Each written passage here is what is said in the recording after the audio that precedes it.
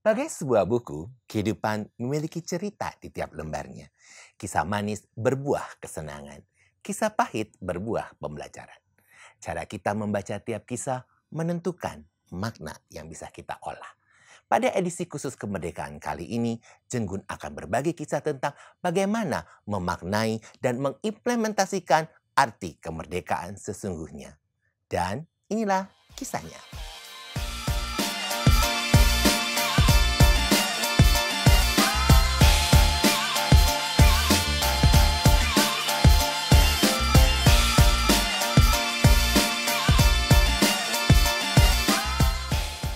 Hai teman Jenggun, pada edisi khusus kemerdekaan kali ini, saya akan berbincang dengan seorang teman baik banget.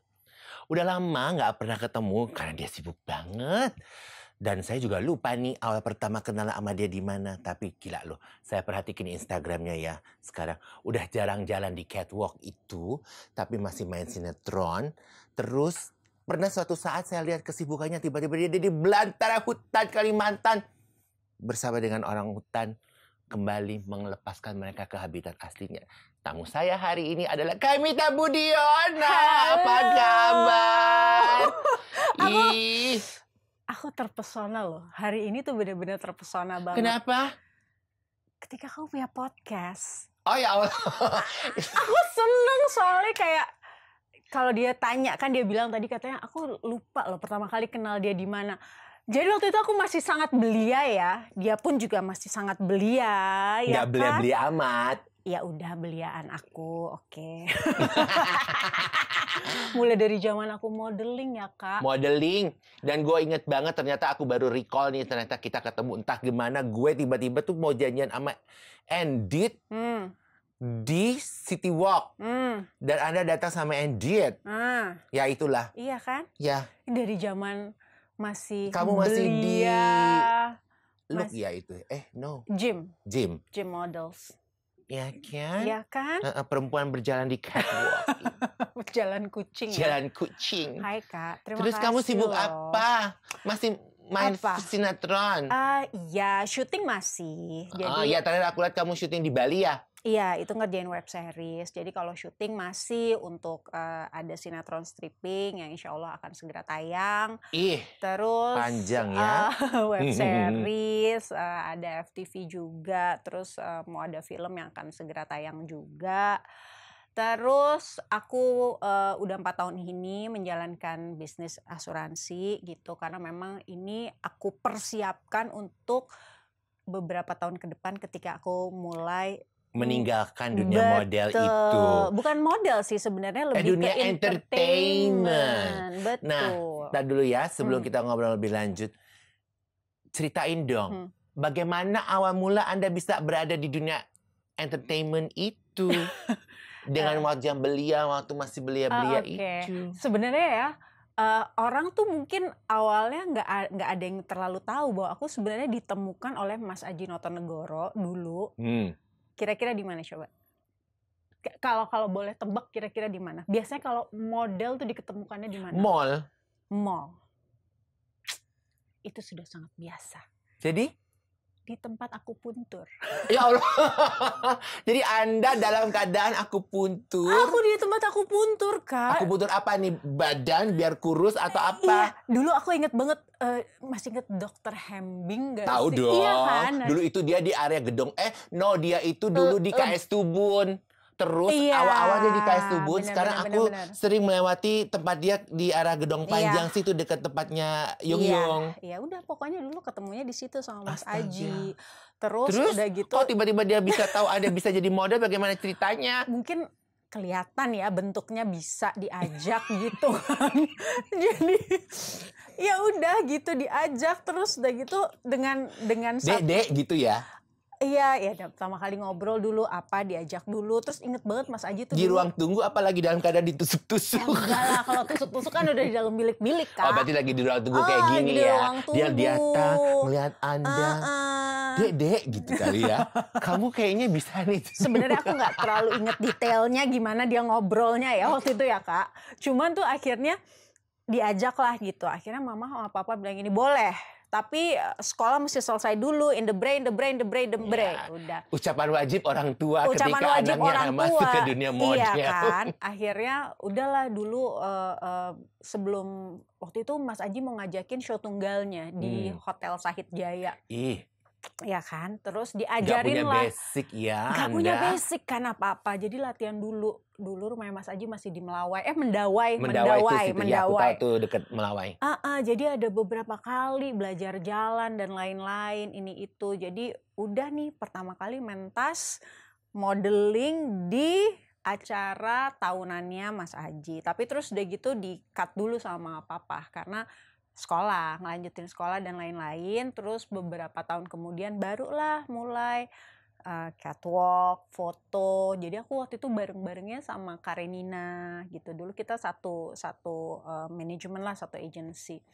Ya udah, sepanjang itu ya modeling dan lain-lain sampai ketika aku sampai di Gym Models, mereka tuh oke-nya adalah mereka memikirkan next step-nya mau apa. Karena kan nggak mungkin jadi model selamanya kan.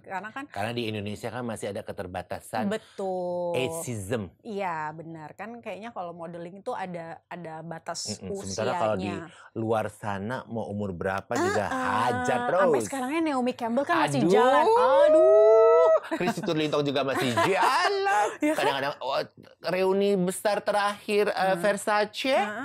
Naomi Campbell, Christy Turlington, Cindy, Linda, Carla Bruni. Jengguni? Aku di enggak ya. sini Aku aja. kan kira ada Jengguni. Nggak ada. Jengguni belum lahir waktu itu. Jadi Ya. gitu Kak. Terus udah gitu akhirnya ya udah mereka mikirnya oke, next step-nya mau apa gitu.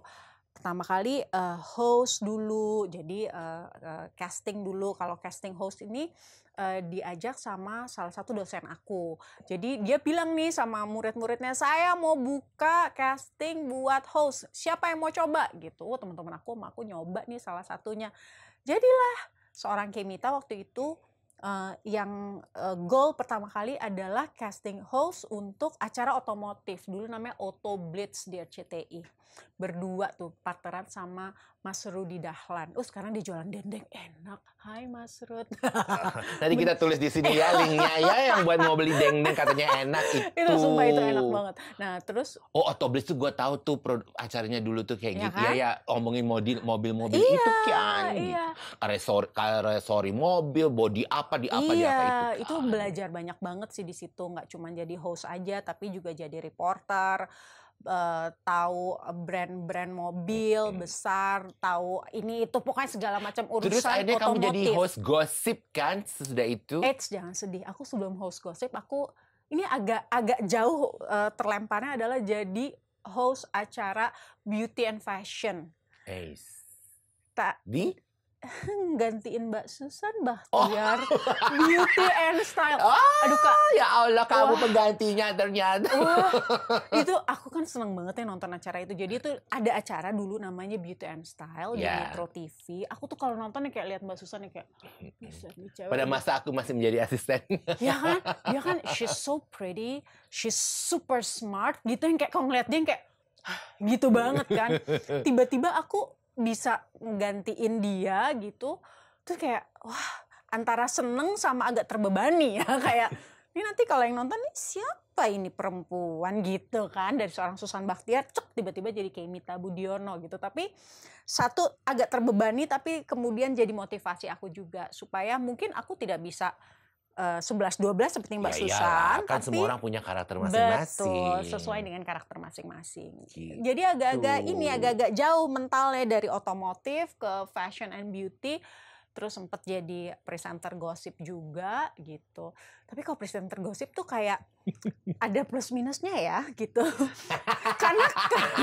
karena kan kebetulan teman-temannya banyak dari pekerjaannya mungkin yang sama-sama di entertainment gitu. Jadi kalau ketemu aku tuh kayak takut ngomong gitu ya, ntar jadi bahan julitan. Salah ngomong nih, takut gitu. Padahal kan aku cuma baca skrip doang ya, terus udah gitu melupakannya gitu. Gitu Kak. Terus Iya, terus udah gitu. Sejak kapan? Dulu nih. Nah, Udah malang melintang sana sini di dunia entertainment Mm. gitu ya. Kenapa tiba-tiba Anda menyiapkan diri itu dengan si asuransi itu? Jadi kalau Kapan ke-triggernya itu?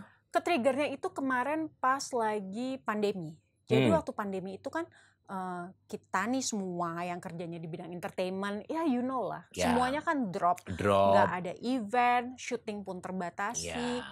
Pokoknya repot lah gitu. Nah terus aku ngerasa bahwa kayaknya nih gue udah mesti mulai punya pekerjaan satu yang memang akan apa ya, bagus untuk kedepannya, bisnisnya satu, dan kedua nggak tahu kenapa ya Kak, sejak pandemi itu aku mikir kayak if I wanna do something gitu, kalau aku mau bekerja, aku maunya yang bisa menolong orang juga. Ya, Itu menurut sesuai aku dengan gak suka bercandaan aku sama Anda apa kan. tuh? Ya itu, kamu tuh begini-begini, kamu tuh cocok banget jadi duta Ina Inu Ina itu kan. Ingat Bukan. percakapan kita di Bukan. WhatsApp? Kak, tapi menurut aku itu suatu kemajuan. Kenapa? Karena dulu tuh ya aku tuh concernnya tuh ke hewan-hewan. Jadi aku tuh kayak kalau ngelihat hewan terlantar, hewan dianiaya atau apalah gitu tuh kayak sedih Iya gitu. kan gue juga WhatsApp. Kamu tuh cocok jadi duta flora fauna Ina Inu gitu. Iya, itu benar juga. Tapi terus tiba-tiba pas lagi pandemi kayak mikir, kayaknya gue juga perlu nih menolong humankind, asik. Jadi itu, terus aku kayak menemukan pekerjaan yang aku rasanya kayak ya doa aku didengar juga. Oh ya ini kerjaan, ya pasti yang namanya bisnis kan pasti ada profitnya buat kita. Tapi on the other hand, aku mempersiapkan proteksi buat orang-orang yang memang mempercayakan proteksi keuangannya mereka sama aku. Udah gitu aja sih. Jadi Anda memulai dari bawah dulu. Sangat memulai dari Anda bawah. mulai bikin presentasi Luar ya biasa, kan, tapi harus yang cari aku senang- klien gitu Iya, kan. tapi enaknya yang sekarang nih emang di komunitas aku di Growth Hub itu mereka ngajarinnya adalah ini bukan bisnis aja loh, ini lo tuh menolong orang gitu dengan tambahannya adalah lo akan bisa mendapatkan tentunya keuntungan dan lain-lain. Tapi lo sebenarnya menolong orang. Jadi the minute orang misalnya Kak Guni, oke, gue minta tolong sama lo buat proteksi ini gue percaya sama lo. That minute sampai the rest of our life gitulah ya. Selama aku masih mengerjakan itu tanggung jawab aku buat selalu jaga kamu. Nggak bisa yang kayak, oke, aku misalnya kamu nggak masuk rumah sakit, aku masuk rumah sakit. Oh iya, nggak bisa gitu. Harus yang tetap ngurusin dan lain-lain. After service-nya itu yang harus dijaga. Gitu loh, aku diajarin di komunitasku. Jadi aku seneng-seneng aja. Plus Udah aku berapa punya, lama? Udah 4 tahun. Ih, Udah mau 4 gila. tahun. Dan yang seru timnya aku tuh adik-adik Gen Z. Jadi kalau misalnya orang bilang, alah Gen Z tuh ya susah orangnya, nggak bisa kerjanya, mentalnya tuh gampang menyerah bla bla bla. Oh tidak, dengan geng Odasu aku yang malah belajar kayak gila nih adik-adik. Gue dulu seumur mereka ya 24 tahun, kayaknya masih 24 kan kamu masih di ajang jalan-jalan catwalk masih itu. heboh, masih happy dan lain-lain. Tapi kalau mereka nih enggak, 24 tahun udah ada yang beli rumah sendiri, udah mikir ini dengan pengalaman hidup yang luar biasa. Wah udah deh, pokoknya kayak aku banyak belajar sih dari mereka dan dari bisnis ini gitu Kak. Jadi sudah menghasilkan apa? Menghasilkan Gue pengen tahu banget.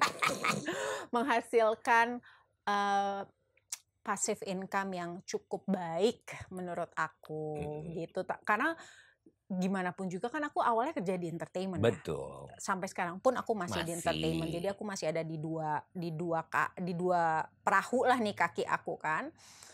Tentunya entertainment dengan sesuatu yang terbiasa besar, glamor, income bla bla bla gitu. Tapi menurut aku ya kalau misalnya aku belajar dari pandemi kemarin, begitu nggak ada kerjaan ya udah selesai hidup loh, ya, gitu kan. Kemarin waktu pandemi itu kita bisa melihat bahwa memang ya balik lagi Tuhan itu membuat dunia itu berhenti sejenak. Benar. Disitulah manusia bisa kontemplasi.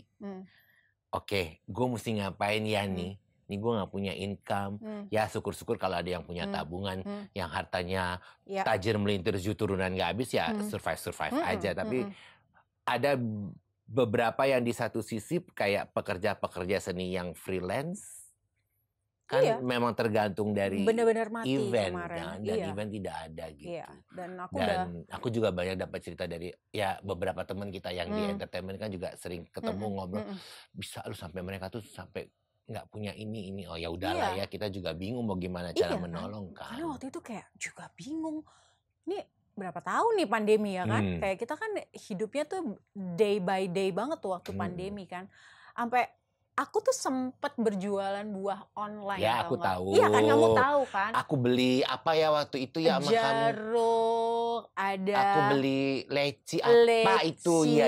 ya kan, pokoknya macam-macam. Tapi semua tuh kayak dijalanin aja. Kayak menurut aku pandemi itu ngajarin kita untuk ya udah santai aja. Karena ada juga Kak, ada beberapa temen lah gitu yang the minute aku mulai lo kalau perlu buah nih gue jualan ini, itu ada loh yang memandangnya kayak, kalau jualan buah sih gitu. Ya terus kamu mesti ngapain? Iya Ya kan dong, event nggak ada ya gue cari usaha. Bener dong. Ya kayak waktu itu juga di episode yang sebelum-sebelumnya bintang tamu Abang Hotma. Abang tuh sempet jualan juga. Jualan kacang. Di masa pandemi itu. Iya kan? Semua kayaknya menurut aku pandemi tuh plus minusnya, buat aku malah plusnya tuh kita diajarin untuk coba hal baru aja, nggak apa-apa. Iya kan? Betul. Which is okay aja, dan aku nggak malu ngerjainnya.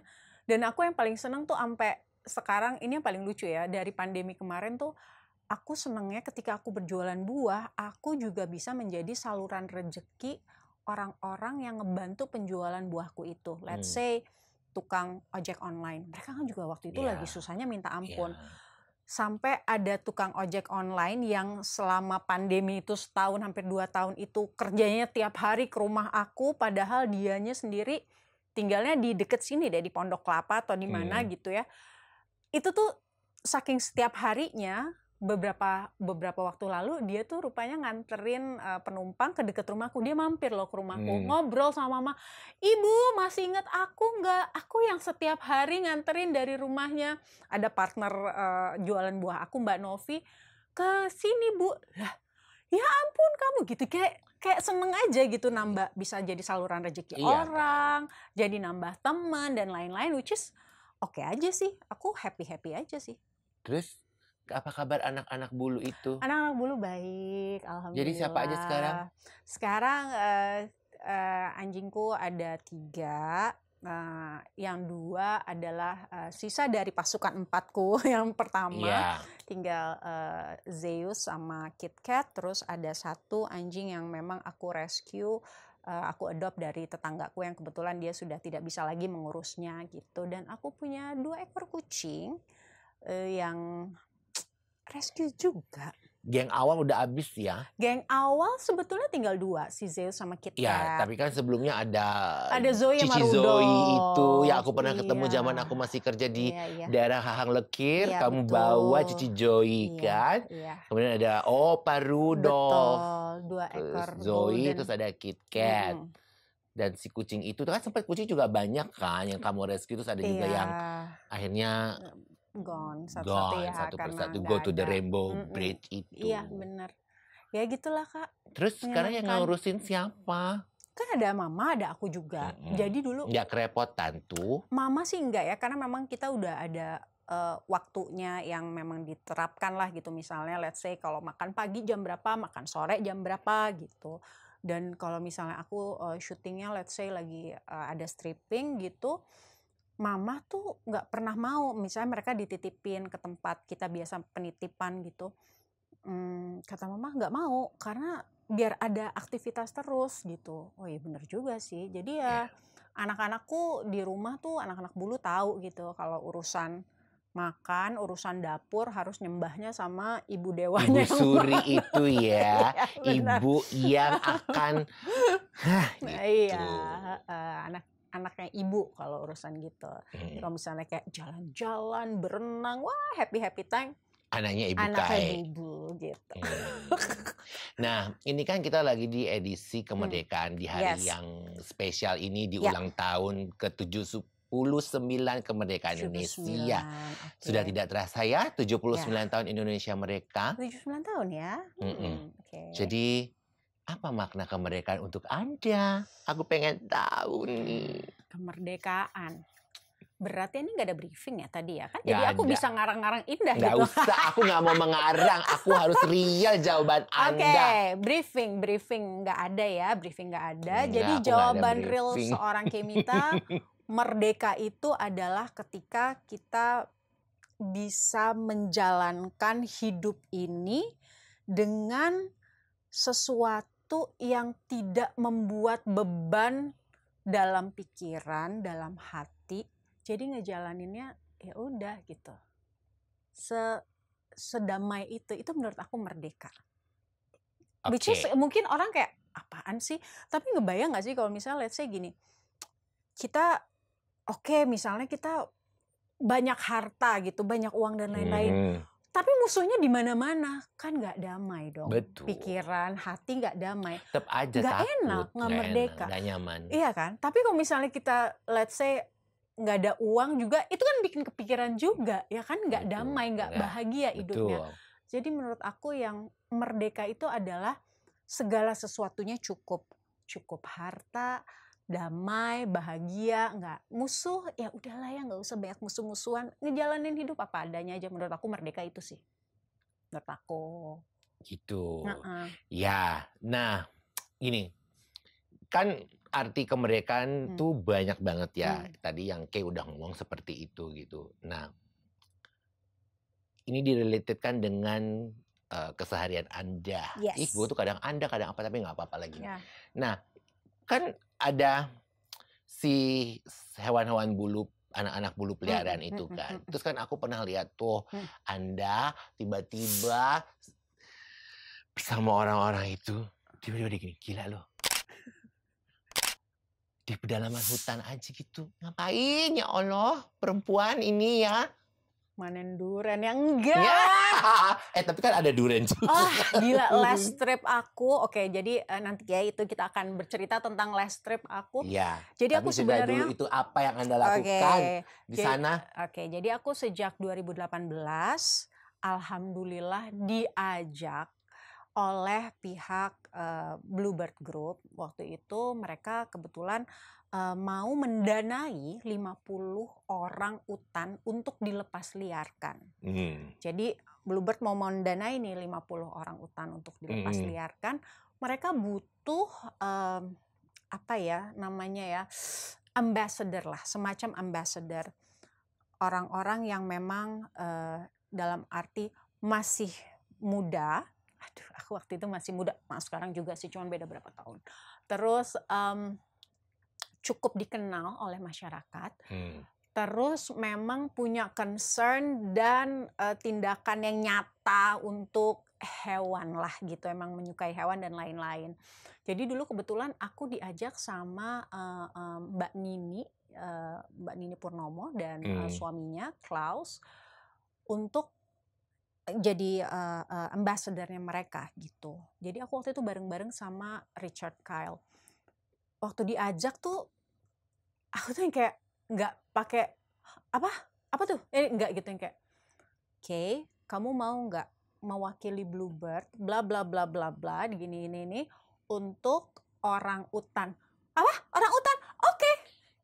Orang di mana-mana nanya dulu nih, nggak aku langsung gitu. Ketika ditelepon itu, mereka tahu dan mau mengajak Jeremy itu, apakah mereka sudah tahu dulu atau ada yang membisikkan ke mereka atau ada apa gitu? Kalau tiba ayo Kemita aja gitu. Itu kebetulan memang kenal ya. Jadi aku kenalnya dulu dari Kak Panca Makmun. Kebetulan kan Kak Panca kan sahabatan sama Mbak Nini. Jadi udah beberapa waktu sebelumnya udah sering ketemu, udah lain-lain, terus udah ngobrol-ngobrol lah ya. Udah sering ngobrol. Udah tahu lah ya kegiatan kamu dengan si hewan-hewan itu. Iya, terus Mbak Nini kan juga cukup aktif mensupport buat animal welfare yang domestik gitu kan. Jadi sering ketemu lah di acara-acara seperti itu ya. Jadi ya Mbak Nini tahu mungkin sedikit banyak bahwa Kemita itu concernnya lumayan baik lah gitu untuk mewakili Bluebird untuk menjadi ambassadornya mereka. Ya udah, jadi 2018 itu setelah melewati segala macam tes, ketemu dengan pihak Oh, dites BOSF. juga? Oh, tes, Kak. Jadi memang kita kalau mau ketemu orang utan tuh nggak bisa langsung datang ketemu gitu, nggak bisa. Karena memang 97% DNA-nya orang utan itu sama manusia. Jadi kalau misalnya kita Tesnya ternyata kayak apa? diam-diam tes kesehatan, Kak, full. Oh, kamu? Iya, Oh. kita semua yang mau ketemu. Itu Tes ketemunya, kesehatannya ntar dulu. full.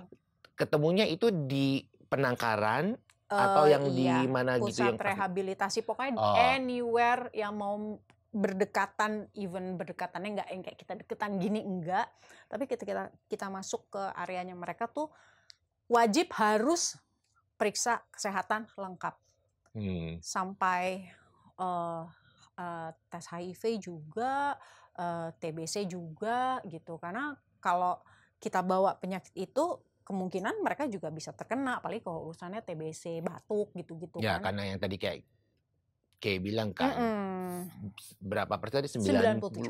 97% DNA-nya sama dengan kita manusia. kan. Yes, sama manusia. Gitu. Jadi dari 2018 itu seorang city girl dan city Iya. boy waktu itu, Kemita dan Rico Kyle.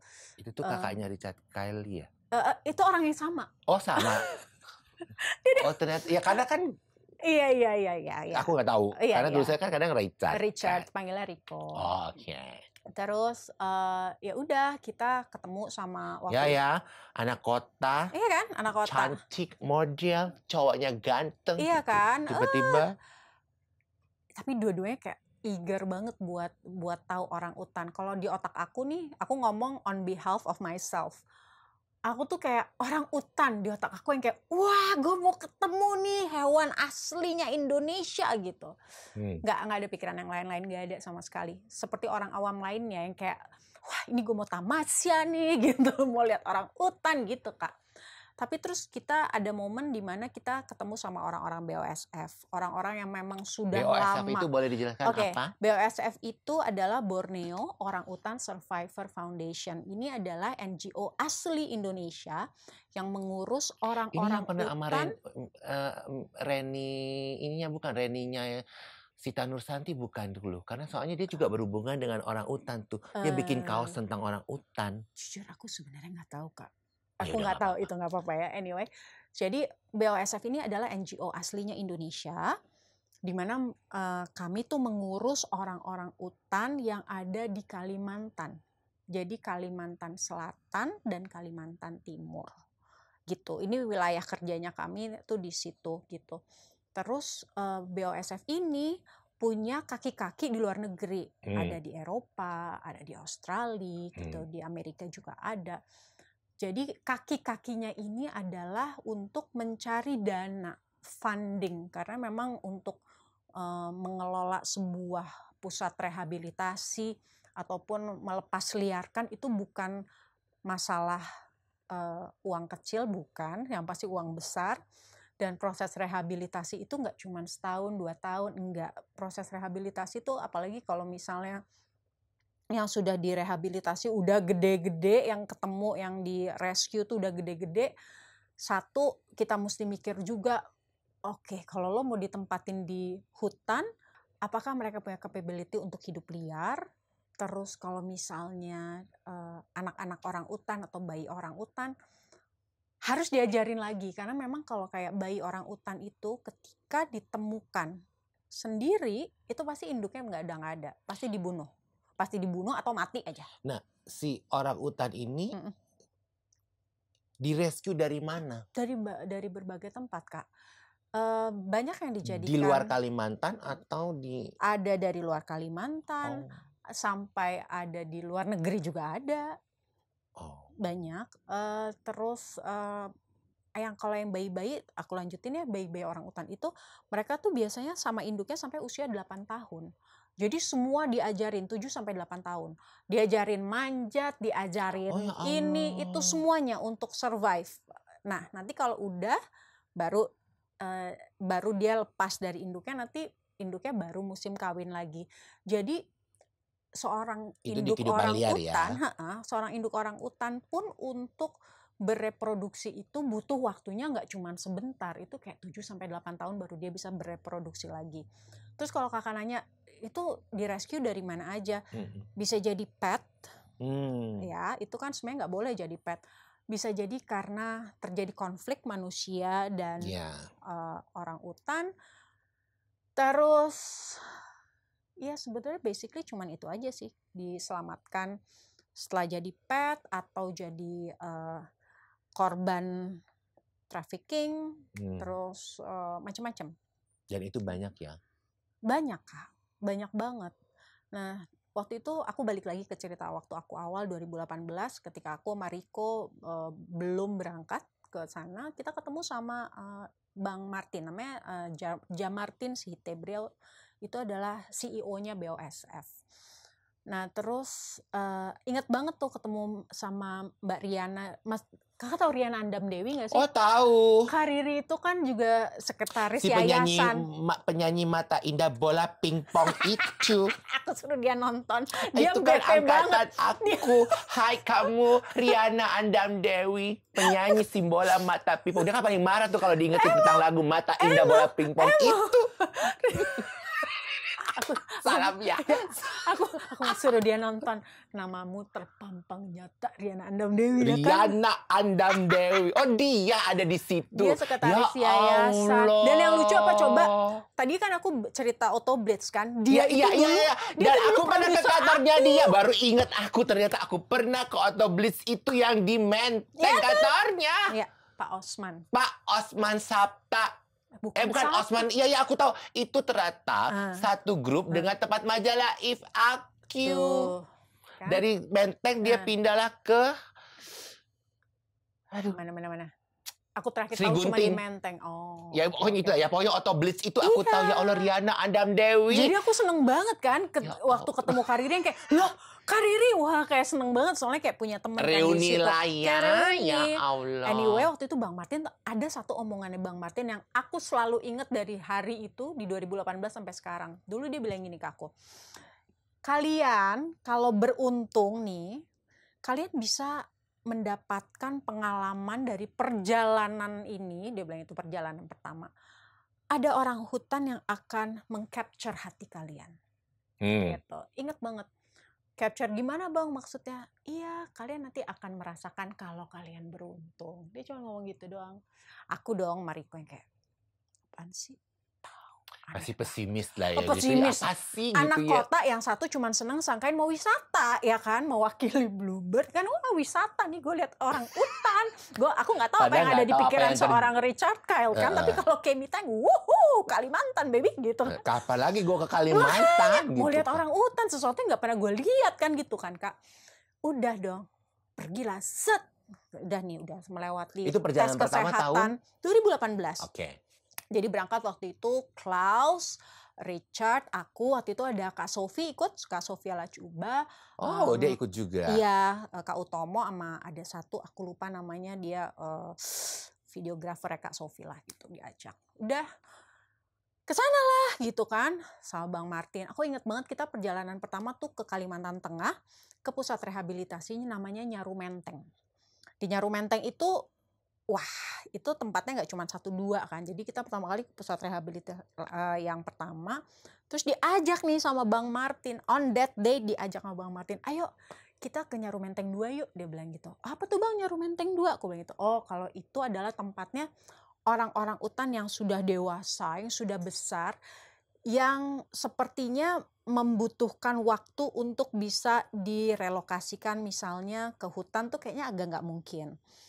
Kenapa? Karena itu balik lagi seperti yang aku bilang tadi, kemungkinan mereka udah nggak punya kemampuan untuk ke situ ya. Kemampuan untuk hidup liar satu. Jadi di rescue-nya mungkin di saat usianya udah gede.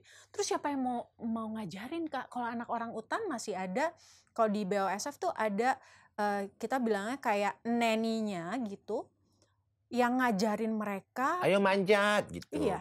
Ayo lompat gitu. Iya, dan ini aku jadi loncat-loncat nih ngomongnya. Tapi kalau ngomongin babysitternya mereka itu, neninya mereka tuh very, very berdedikasi. Sangat. Si ibu-ibu ini luar biasa banget sama mas-mas yang itu. Warlock nih. Warga lokal. Warga lokal. Bener-bener ngajarinnya kayak seminggu itu kayak 7 hari. belajar di sekolah hutan, ngajarin ngebuka sunkist yang mungkin buat kita terlihat mudah ya, karena sunkist di kota tentu kita lihatnya warnanya kuning, orange, bagus, mudah. Tapi aku pernah sekali waktu volunteer itu di 2018 juga pas lagi mau pulang. Ditanya, oke Kay mau ngapain? Aku mau dong volunteer di sekolah hutan. Oke besok ya pagi ya udah bangun ya. Karena jam 8 tuh anak-anak udah dibuka kandangnya. Ini anak-anak orang hutan. Wah kalau itu tuh aku tuh kayak rasanya kayak wah seneng banget. Tapi pas disuruh bantuin neninya ngajarin itu tuh kayak aku merasa sangat direndahkan sebagai seorang manusia. Kenapa? Karena kan kayak oh oke, masa sih neninya tuh seberdedikasi itulah sama anak-anak orang hutan. Karena kita ngeliatnya kayak ini cuman obrolan ngebuka sunkist ya. Jadi habis kita jemput di kandangnya mereka, ini kan anak-anak orang hutan kan, wah dia ngeliat kita tuh kan seneng ya. Satu nempel kaki sini, satu nempel kaki sini. Jadi aku tuh jalannya kayak susah. Satu lagi mau gendong sini, satu gendong sini. Tapi aku menikmati, seneng dong gitu. Kayak Mbak ini gimana? Nggak apa-apa Mbak, ayo jalan. Iya loh sambil jalan digelendotin sama anak-anak ini. Dan lumayan gede-gede kan. Ya nggak gede-gede banget lah, tapi lumayan lah. Sampai di satu space-nya mereka di satu tempat di dalam sekolah hutan itu. Jadi kayak ada table segede gini ya dari kayu gitu. Terus ayo Mbak. Sekarang ngajarin mereka untuk ngupas sunkist. Oke, di otak aku sunkist orange dong, kuning gitu. Keluaran nih sunkist warnanya hijau. Soalnya kayak, oke, terus gimana? Dibuka gini, ini supaya apa? Oh iya nanti itu dikucurin gitu ke mulutnya. Jadi mereka tahu, oh buah ini bisa buat minum, which is sunkist. Duduklah aku di atas situ, di atas panggung itu bersama si bocah-bocah bayi-bayi itu anak ya. orang utan. Yang lainnya ada yang lagi manjat, ada yang lagi apa, ini 5. Cek sekali, gak bisa, cek 2 kali. Begitu 3 kali mereka tuh mulai ngeliatnya kayak, ini kayaknya guru penggantinya tolol atau gimana. Bisa buka. Bukanya pakai alat atau tangan? Harus pakai tangan Kak. Oh, tangan Anda nggak kuat ya buat ngerok gitu Gak ya? bisa Kak, karena kan kalau otak kita kalau sunkist kayak ngebuka jeruk aja klek gitu dong. Nggak boleh. Nggak bisa, nggak. Oh, lu mesti ditusuk di. Ceklek gitu nggak bisa Kak. Oh, ya Allah. Aduh itu. Terus aku Terus kayak, bego ngebayang ya, aku tuh merasa direndahkan oleh anak-anak kecil itu adalah dengan tatapan yang kayak, bisa sih. Ini ibarat kalau anak manusia lu udah begini. Kok banget sih guru gue gitu. Terus aku turun dong dari situ, aku nyamperin nih Mbak Sri namanya, dia guru kayak Gue kepala bisa bayangin sekolahnya. kejadian itu ya, Iya kan? Seorang anak cantik model dari Jakarta dikerubungi bocah-bocah orang utan terus dia begini. Judging, tau Dia nggak? nggak bisa buka loh, manusia Judging macam itu apa anak-anak ini? itu judgingnya luar biasa. Terus udah gitu aku bilang ke Mbak Sri itu, Mbak aku boleh nggak pinjam gunting atau pisau gitu? Nggak boleh Mbak, nanti kan mereka diajarin caranya minum dari sunkist. Gimana kalau mesti harus pakai itu Alat. nanti? Oh gitu ya, gimana sih Mbak cara bukanya sebenarnya diajarin. Jadi ada satu area yang bisa diklek gitu pakai jari kita dan itu lebih mudah untuk dibuka. Oh gitu, baiklah. Balilah aku ke sana. Dengan sunkist mau yang pamer baru. gitu ya ke bocah. Nih gue bisa gitu, gitu. buka kan. Terus dia kayak mereka ngeliatinnya kayak pasti baru diajarin gitu. Pokoknya kayak pasti baru diajarin nih si blow on nih gitu. Terus sama aku kucurin ke mulutnya. Terus dia kayak oh gitu, dipencet Mbak, terus sambil tangannya dipegang. Jadi mereka tangannya megang, aku megang tangannya mereka sambil aku bantuin gitu. Oh jadi mereka tahu, mesti diginiin. Mesti di squeeze ya, mesti gitu. Squeeze gini caranya, terus pindahin ke yang lain. Terus aku tuh rasanya bangga sekali yang kayak, lo merendahkan gue, tahu kan sekarang gue bisa buka sunkist hijau gitu. Apa rasanya pada saat itu ketika berhasil membuat mereka? Seneng Kak. Sejujurnya kayak seneng banget yang kayak rasanya kayak gue merinding loh. Rasanya kayak wow, ada sedikit kontribusinya nih seorang Kemita untuk kehidupan 5 anak bocah ini nanti di hutan. Kalau dia bisa buka sunkist, minum dari situ, ajaran aku. Aku berhasil gitu ya Kak. kan. Jadi kayak emang menyenangkan sekali. Nah, terus Ya balik lagi ke Allah. cerita Ya, yang ke Nyaru Menteng 2. Nyaru Menteng 2 itu. Kita ke Nyaru Menteng 2. Maaf ya sobat-sobat tadi agak lompat-lompat, tapi emang menarik banget kisah ini.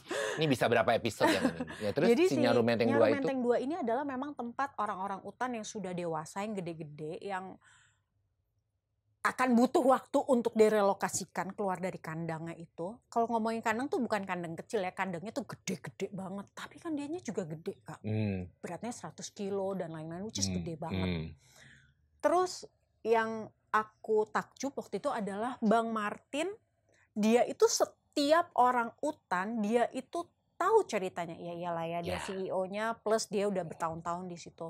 Mulai dari cerita ini, cerita itu, cerita orang utan yang sempat dijadikan sebagai PSK, Poni namanya gitu. Hah, PSK apa? Ada di oh boleh di Google aja ya, nanti panjang, nanti jadi berepisode-episode. Ya udah, ntar gue googling. Ya Oke, Allah. ada namanya Poni. Dia tuh adalah orang utan yang dulu direscue oleh BOSF dari sebuah tempat yang bisa dibilang rumah bordil. Ya, terus? Jadi dia dijadikan sebagai seorang PSK. Gue masih nggak punya bayangan, tapi udah lanjutkan. Gila loh ini. Ini akan gila nih. Itu menurut aku yang paling biadab aja sih menurut aku. Terus ada Poni waktu itu. Sekarang Poni udah aman lah, dalam arti sudah kembali jadi orang utan dan sudah kembali ke habitatnya. Sudah. Terus banyak dengan cerita dan lain-lain. Jadi lagi cerita ini kan kita jalan menyusuri satu blok kandang ke blok kandang lain. Jadi satu blok itu isinya 4 gitu kan. Terus kita lagi jalan terus tiba-tiba ketika Bang Martin lagi ngomong di sebelah kanan tuh, aku sampai sekarang ingat. Ngomong sebelah kanan tiba-tiba tuh aku ngerasanya nih Kak waktu itu, ini ada yang ngeliatin gua nih dari belakang. Siapa sih yang ngeliatin? Ngerasa diliatinnya tuh sampai gue merinding. Sampai punya waktu untuk bisa nengok gitu, yang kayak harus nengok gitu. Siapa sih gitu ya kan? Jadi penasaran dong. Jadi pas aku nengok, itu tuh mataku tuh tertuju ke satu kandang yang nggak deket juga, tapi cukup eye catching. Cukup terlihat untuk bisa ngelihat isinya di kandang itu. Dan itu adalah Caesar. Namanya Caesar. Jadi pas aku lihat ya, ini ada ya makanya itu baru ini. Pas aku lihat, terus tiba-tiba rasanya ya Kak, ini rasa aku ya, kayaknya tuh kayak pasti semua orang pernah patah hati ya. Ketika patah hati itu kan kayak tertusuk dadanya banget, tuh hancur, enak remuk, banget. redam Ya gitu. kan, semua pasti yang pernah patah hati pernah ngerasain ya, yang rasanya tuh dadanya tuh yang kayak remuk gitu. Terus nangis. Kamu? Iya, nangisnya tuh yang bukan gitu enggak Kak, tapi tahu-tahu keluar aja. Keluar dan nggak bisa berhenti. Gitu terus rasanya tuh kayak gue sakit hati banget, tapi kayak nggak ada di misalnya sekarang nih aku lagi ada di ruangan ini, enggak rasanya gitu Kak. Pokoknya aku tuh tiba-tiba secara sadar ketika Bang Martin nepok pundak aku, plek-plek gitu, terus aku kayak oke, kalau kau sudah tenang, nanti kau susul kami ya, gitu. Oh iya Bang, aku bilang gitu. Oh iya Bang. Tapi aku tahu kalau aku jalan mendekati kandang itu. Terus, tapi kamu terus jalan ke kandang itu. Aku terus jalan ke kandang itu. Nah, rasanya aku waktu Bang Martin nepok tangan aku tuh kayak baru beberapa waktu yang lalu gitu. Jadi terus aku kayak pas nengok kanan kiri belakang ada caretakernya Caesar. Terus dia cuman gini, Mbak, udah tenang? Terus aku kayak, oh iya. Terus gue nangisnya kayak Bombay gitu loh. Terus, ayo kita susul yang lain. Oh iya Pak. Terus gue jalan aja gitu. Kalau secara logika, itu tempat kan gedenya minta ampun ya. Kalau baru sebentar, pasti aku akan bertemu tidak begitu jauh. Ternyata mereka semua udah pada keluar. Udah pada di pos keluar. Jadi aku mesti jalan nyusurin. Jadi pada saat lu lagi menangis-nangis Bombay itu, lu tidak sadar orang-orang itu sudah Udah jalan, Jalan. udah kesana Ke tempat kemari. yang lain, Udah meninjau sampai yang nyampe, lain. iya di Nyaru Menteng 2. Begitu nyampe sana, Bang Martin cuman gini, nyampe di pos nih, di pos keluar. Gimana Kay? Sudah tenang kau? So kayak, apa itu ya rasanya kok gitu? Itu yang abang bilang. Terus kayak, hah? Abang Capture bilang the apa? moment itu ya. Ada yang capture your heart. Congrats. Aku kayak, hah? Oke, siapa nih? Kok gitu? Jadi di 2018 itu pertama kali aku akhirnya tahu, oh rasanya gitu ya ternyata ya. Nggak, di capture itu tuh mungkin kan di otak aku capture tuh kayak bakal jatuh cinta, bakal apa. Ini enggak Kak. Bisa kayak ngelihatnya itu tuh kayak remuk aja gitu hati aku. Dan itu adalah seekor orang utan jantan dengan cikpet yang sangat besar. Ya itu udah paling tua banget kan, karena yang kalau makin tua kan ini makin gede kan. Sebenarnya bukan masalah tua sih, dewasa. Kalau Ya, udah dewasa,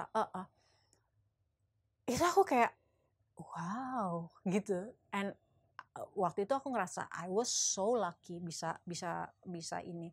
Jadi setelah pulang dari trip rilis orang utan ke hutan bla bla bla dan lain-lain, salah satu kegiatan yang aku mau selain ke sekolah hutan sambil nunggu pesawat lah gitu ya, mesti balik ke Jakarta, adalah aku mau ketemu Caesar. Aku adalah mau ketemu Caesar. Dan berhasil. Boleh, kata Bang Martin boleh ke sana. Di Nyaru Menteng 2 boleh. Kau tahu kan kandangnya di mana dan lain-lain. Jadi ya tahu Bang gitu. Tapi aku udah janji kayak gue nggak boleh nangis lagi ya. Nggak boleh nangis lagi. Aku sadar aku nangis. Tapi kayak nggak sadar kok gitu enggak. Jadi emang nangisnya tuh kayak ya pokoknya tau berderai aja air banget, berderai aja. Jadi Nyaru Menteng 2 lagi ditemenin sama si caretakernya Caesar. Terus udah gitu, ya Mbak, ayo kita ke tempatnya Caesar. Udah jalan cek gitu. Pas jalan, pas nyampe depan kan bingung ya. Karena waktu itu aku sadar-sadarnya gitu. Kayak pas nyampe di depan kandangnya segede-gede alaihim itu, aku ngeliat satu orang hutan gedenya minta ampun, terus ngeliatin aku aja gitu. Terus aku kayak bingung, kok mau ngapain ya gitu kan. Maksudnya kalau misalnya kita lihat anjing, kucing kan bisa diajak main. Ini orang utan dan kita nggak boleh yang pegang gitu, nggak boleh. Berdiri pun ada standarnya yang kita paling jauh, paling dekat tuh sampai semana lah gitu sama kandang. Terus aku kayak, ya ngapain ya? Terus aku ngeliat ke caretaker ya, Pak, nih saya ngapain? Ya nggak apa-apa Mbak, pamit aja kan mau pulang ke Jakarta. Oh iya ya Pak gitu. Terus aku ngeliatin aja. Terus posisi duduk atau berdiri? Aku berdiri. Oh. Terus aku berdiri, karena aku berdiri pun kandangnya agak lebih tinggi dari aku. Terus aku bilang kayak, halo. Tapi gak tahu ya, aku ngomong apa. Ya. Halo, aku yang kemarin, aku bilang gitu. Nama aku Kay. I don't know what to say. Iya. Terus kita tuh kalau di Nyaru Menteng semua harus, ketika zaman belum pandemi pun kita harus pakai masker kan. Terus aku buka maskerku gini, ini muka aku. Just to make sure dia inget Anda. He knows. Oh ini perempuan yang kemarin nangis depan kandang gue nggak jelas, ini nih dia nih, supaya lo inget nih gitu kan. Aku kayak, hai aku Kay, aku yang kemarin. Terus dia berdiri gitu kan. Terus aku bilang kayak, aku boleh jongkok nggak? Aku bilang gitu kan. Aku jongkok ya, karena kayak awkward banget. Terus ketika aku jongkok, dia kan gede gitu ya. Dia turut menurunkan badannya. Terus dia begini depan kandang. Oh my goodness. So kayak, kayak seneng enggak gitu kan. Terus aku kayak cerita aja, kemarin aku baru ke ini, Taman Bukit Raya, aku bilang gitu. Terus aku kayak ngobrol aja gitu, kayak nggak tahu. Terus bapak caretakernya sambil aku ngomong, dia bilang, Mbak, ini Mbak coba kasih aja kata gitu. Kayak dikasih satu daun gitu yang banyak cabangnya gitu lah. Terus ini, tapi aku kan takut juga kan, maksudnya ini bukan hewan yang bisa diuak-uak gitu, nggak bisa, dia gede banget Kak. Salah move dikit jari aku bisa copot, bisa hilang jari aku tuh. ini gimana Pak ngasih? Kasih aja Mbak, nggak apa-apa gitu. Rupanya caretaker itu juga melihat bagaimana Perilaku dia, kita ya. iya dia Perilaku melihat kita gimana dia feedbacknya ke kita gitu. Jadi pas aku kasih itu sama dia kayak des-des gitu, terus dia makan, top dia makan. Terus abis dia makan, terus dia tuh bikin kayak bola kecil gitu, terus dia taruh di ujung bibirnya tuh segini. Aku yang pada dasarnya suka hewan, nggak berpikir panjang sama sekali, aku ambil celup dari bibirnya dia. Jadi dia gitu, terus dia taruh di gitu. Ya, nempel. di kerangkeng Jadi ini. di antara itu. So aku kayak, abis Pak ada lagi nggak? Aku bilang gitu. Oh iya boleh. Jadi dia berapa kali begitu. Dan aku se-happy itu, seekor orang utan yang besarnya minta ampun, makanannya terus dia taruh di itu. Jadi apa sih kayak dahannya ya gitu ya. Dia taruh situ. Itu beberapa kali. Apa itu akhirnya aku kayak, makasih ya, aku bilang gitu. Terus aku tanpa berpikir panjang, kalau misalnya aku mikir sekarang kayak lo agak nekat juga sih ya, Kay. Aku pegang hidungnya, mulutnya, karena dia nempelin mukanya di ini, di apa, kandangnya. Ya. Aku pegang mulutnya, dia tuh kayak happy banget. Aku kayak, kamu baik banget gitu. Baik banget. Abis kalau aku pikir-pikir sekarang lo agak gila mungkin. Pegang kayak, tapi sih happy itu. Terus jadi aku the rest dari itu adalah aku ngobrol aja sama dia yang kayak, aku sekarang pulang dulu ya ke Jakarta. Aku bilang gitu. Aku mesti syuting dulu, aku mesti balik kerja dulu. Terus aku inget, aku ngomong gini ke dia. Cesar, aku pulang dulu ke Jakarta. Nanti insya Allah kalau uangku sudah terkumpul, aku pengen deh biayain kamu supaya kamu bisa rilis ke hutan. Itu otak aku waktu itu. Terus atau kamu bisa ke Sanctuary Island, aku bilang gitu. Nanti ya, pokoknya kalau kamu keluar dari kandang ini, aku yang akan bukain pintu kandang kamu. Aku ingat banget aku ngomong gitu ke dia. Dan dia pulang ke Jakarta. Pulang ke Jakarta dengan pengalaman yang begitu membahagiakan dan lain-lain. Pokoknya happy banget lah aku itu. Happy satu karena perjalanan lepas liar aku ke hutan yang pertama kali aku kerjakan. Kedua, Cesar tuh kayak bener-bener kisah cinta aku sama seekor orang utan. Ya kan? Ya. Capture your heart. Ya.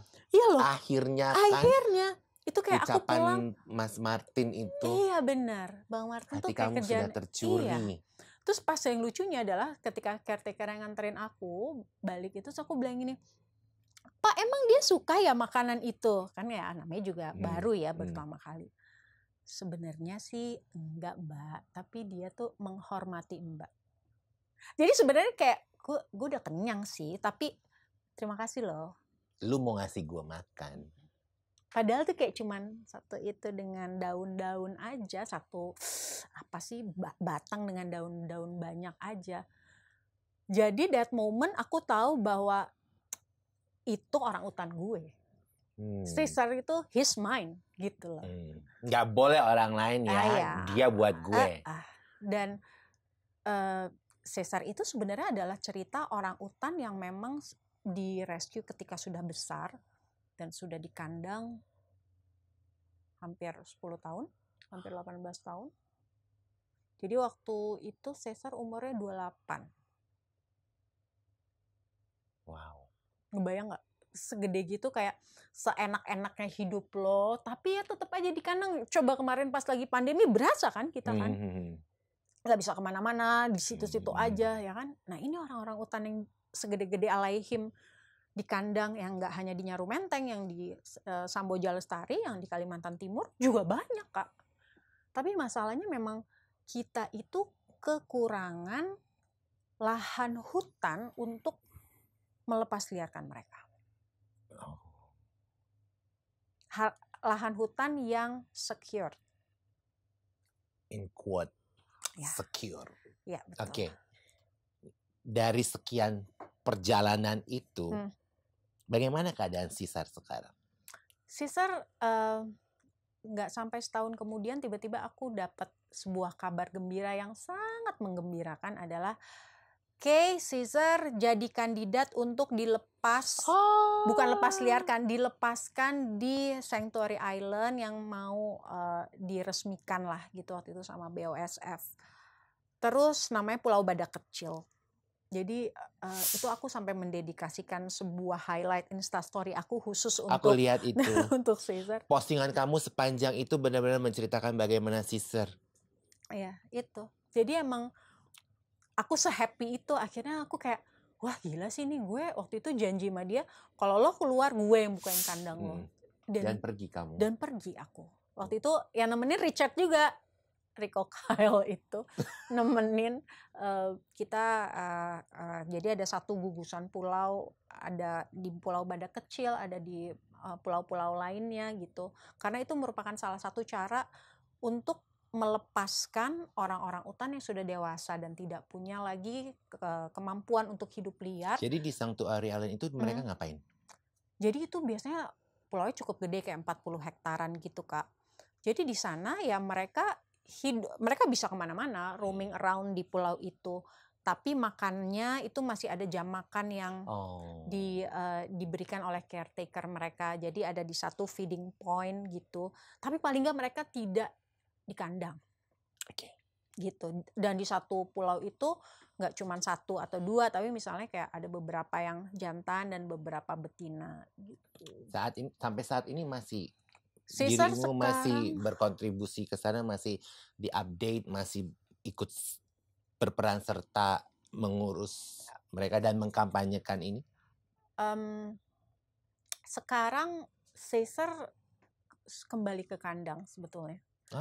Karena satu dia setelah usia dan lain-lain, dia itu kalah bersaing dengan jantan yang ada di pulau yang sama. Kedua dia ada katarak. Dan kemarin dia sempat sakit, jadi karena usianya dia kembali ke Nyaru Menteng, tapi di Nyaru Menteng 1 gitu. Jadi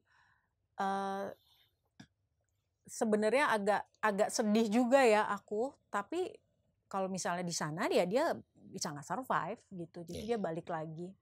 Terus nanti diusahakan untuk kembali ke Sanctuary Island, tapi yang lebih kecil, yang deket di Nyaru Menteng. Jadi Nyaru Menteng mereka juga mau buka kayak Sanctuary Island gitu.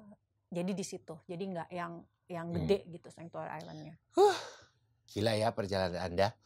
Tapi itu kan hanya Caesar. Kontribusi kamu untuk negara ini dan kehidupan satwa-satwa luar biasa. Inilah makna kemerdekaan sesungguhnya untuk seorang kayak Mita, aku rasa. Baiklah, aku terima kasih ya.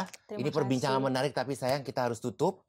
Tapi buat teman-teman Jenggung yang di luar sana, inilah makna kemerdekaan yang sesungguhnya, bahwa kita harus berkontribusi untuk negara dan diri kita sendiri. Jadi nanti rekan-rekan teman-teman Jenggung yang mau kontribusi, nanti akan saya tulis linknya Borneo Orang Utan Safe itu.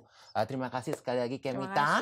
Anda benar-benar duta fauna sekali. Terima kasih, ntar kita ngobrol lain kali Boleh ya. abis ini ya. Baiklah teman-teman Jenggung. Selamat sore, selamat malam, selamat pagi, atau apapun nanti saat Anda menonton ini.